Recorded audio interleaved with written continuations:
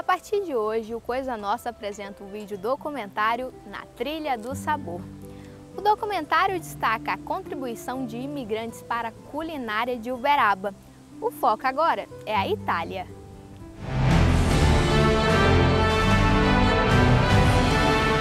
Quando se fala em gastronomia, em identidade alimentar, se fala também em troca e influência cultural.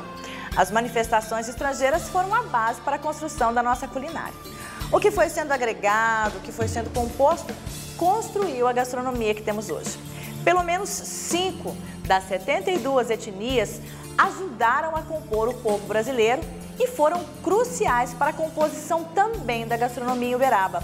São elas: os italianos, os portugueses, os libaneses, os alemães e os japoneses. O vídeo documentário Na Trilha do Sabor, uma série composta de 5 episódios, nos levará às histórias desses imigrantes e as comidas típicas que foram incorporadas ao cardápio dos uberabenses. Vamos percorrer junto esse caminho, esse caldeirão cultural e conhecer um pouco mais das suas histórias e das suas culturas.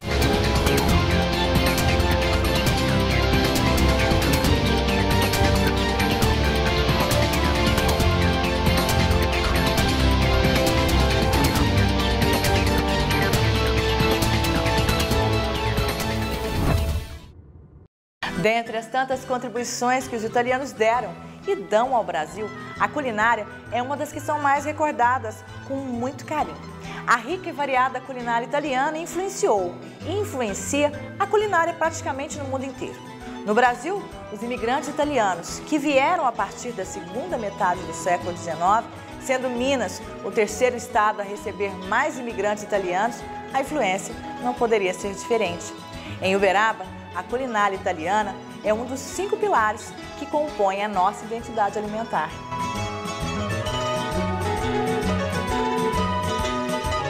Hoje nós vamos apresentar a cultura italiana. A Itália, que é berço de arte, que é berço de moda, que é berço de boa alimentação e também berço de grandes romances. E para falar um pouco sobre essa cultura, nós estamos aqui na casa do Hélio e da Deise, que vão nos contar a trajetória da família italiana e como que os seus antepassados vieram para o Brasil. Tudo bem com vocês? Olá, Isabel. Obrigada por nos receber. Bacana você estar aqui com a gente, falando um pouco da nossa história, né? E de muitos também, né?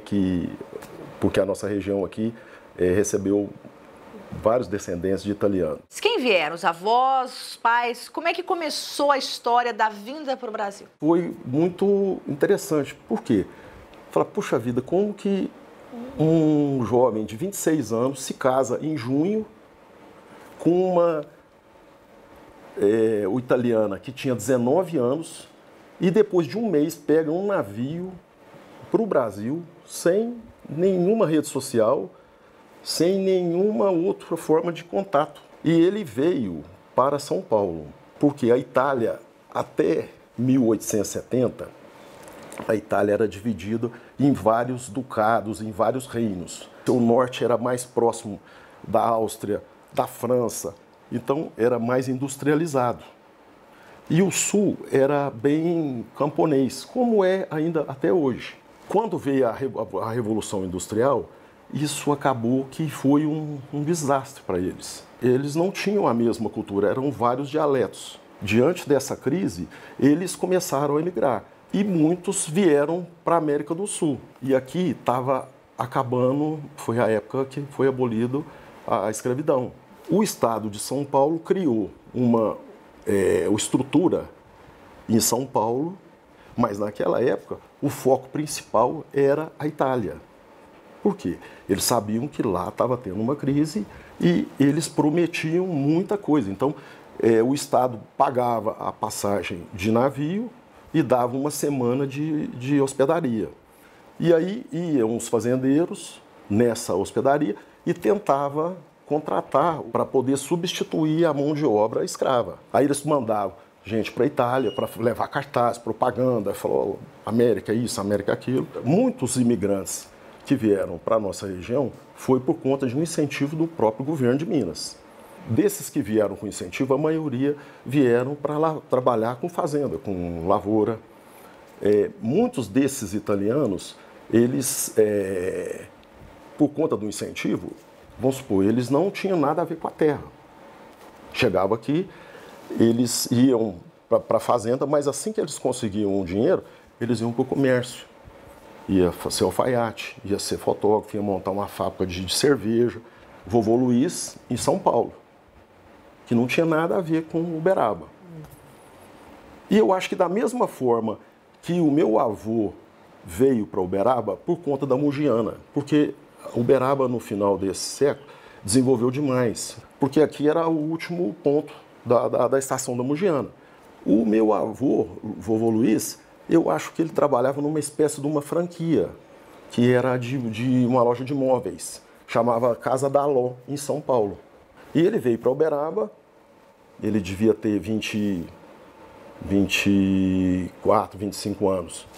E ele conheceu a minha avó, Joana, ela tinha o apelido de vovó Negrinha, que era também descendente de italiana, da família dos Trezzi. O meu avô teve 7, 8 filhos, resolveu voltar para a Itália. E falou, as que casar fica, e as que não casar eu vou levar embora para a Itália. E aí ele casou às pressas, para ela não ir embora. E aí foi os irmãos tudo embora, então a família ficou dividida. A minha avó, ela se comunicava através de carta. Existem essas cartas ainda? Sim. Aqui tem história, porque aqui tinha história dos que nasciam, dos que morriam.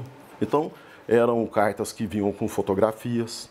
E a minha mãe, daqui da mesma forma, contava a história do que estava acontecendo com as irmãs aqui. A minha avó tinha o Bar da Viúva. O Bar da Viúva, ele começou em 1932 como uma confeitaria, que chamava Confeitaria Vasques. Ela ficou viúva, então todo mundo falou assim, vamos na confeitaria da viúva do Felipe Vasques, e foi encurtando, virou o Bar da Viúva a partir de 1950. Porque o tio Gilberto e o Felipe, que eram os filhos mais velhos, que tiveram a ideia de transformar essa confeitaria em bar. E o bar funcionou até 1994, mais ou menos. Vocês fizeram uma viagem para a Itália, né? O que você se identificou? Você chegou na Itália e falou, nossa, esse lugar me comove ou me emociona? É uma emoção tão grande que você não tem explicação. E a Itália, ela surpreende tanto os italianos como a própria Itália na simplicidade. Comida, por exemplo. Ele, às vezes, chama para almoçar e ele vem com uma penca de tomate na mão, uma burrata. Aqui você faz... Uma burrata é uma de mussarela de búfala com uma espécie de um creme de leite por dentro. No próximo bloco, vamos descobrir mais um pouco sobre essa mistura de história, gastronomia e cultura.